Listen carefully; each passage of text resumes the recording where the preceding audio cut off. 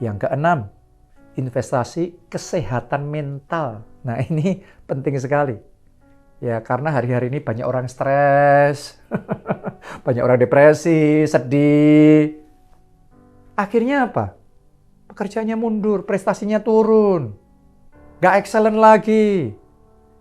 Kita ini untuk bisa terus maju dan jalan dan berprestasi dalam hidup kita butuh mental kita dalam keadaan yang baik, dalam keadaan yang sehat, hati kita ada damai sejahtera Allah, pikiran kita tenang, pikiran kita jernih. Di situ kita bisa berpikir dengan benar, kita bisa menganalisa dengan benar, ambil keputusan yang baik, ambil keputusan yang tepat. Langkah kita jitu, kemenangan terjadi.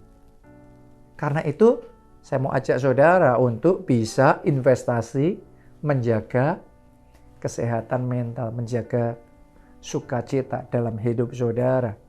Ya, karena itu jaga hidup saudara. Ada sisinya waktu bekerja, tapi ada sisi juga perlu istirahat, perlu refreshing.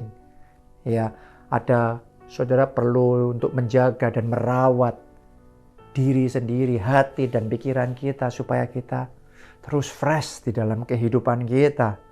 Ya, perlu belajar mengelola keuangan dengan bijaksana karena kalau keuangan kita di-manage dengan baik, itu stabil. Kalau stabil, hatinya lebih tenang. Benar apa tidak? Kebanyakan stres penyebabnya apa?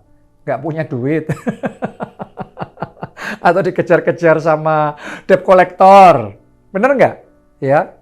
Ketidakstabilan dalam keuangan itu yang create tension. Membuat kita jadi banyak kepikiran, berbeban berat, akhirnya stres, depresi. Ya, jadi kita mesti jaga itu. Ya, saudara mesti coba pikirkan gimana untuk mulai nabung dan punya dana cadangan. Karena orang beda loh saudaraku ya. Orang kalau benar-benar nggak pegang uang sama sekali, biasanya lebih banyak khawatirnya. Orang yang sama punya dana cadangan sekian bulan ke depan, 6 bulan ke depan, apapun terjadi tapi ada dana cadangan. Nah itu biasanya di dalam jiwanya bisa lebih tenang. Ya mungkin ada orang yang punya tabungan, deposito, atau mungkin emas.